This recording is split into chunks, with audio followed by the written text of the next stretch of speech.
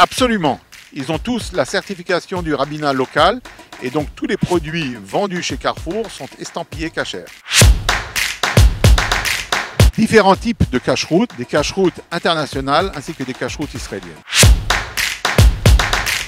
Chaque organisme de cache-route a ses propres exigences, mais elles devront toutes répondre aux critères de la Rabbanout Harashit l'Israël.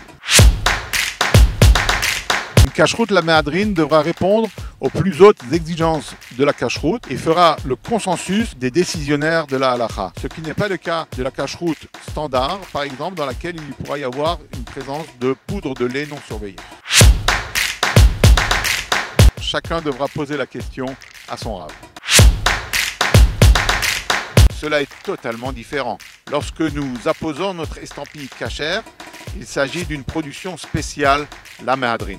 En effet, la liste est là pour répondre à une cache-route à minima. Bien sûr, ils vont essayer de faire plus de produits, mais je ne suis pas dans les secrets de la stratégie de Carrefour.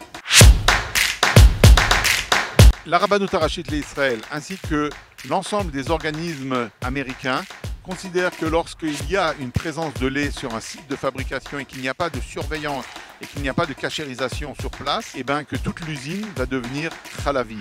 Et c'est pourquoi des produits qui se trouvent même sur une ligne dans laquelle il n'y a pas de lait seront considérés comme khalavi. Bien sûr, les céréales par exemple, bien qu'on peut les considérer comme parfaits, ils sont faits dans des ustensiles dans lesquels il y avait du lait non surveillé. Donc pour ceux qui prennent du Khalav Israël, ils doivent s'en abstenir. Et ceci est vrai pour d'autres produits.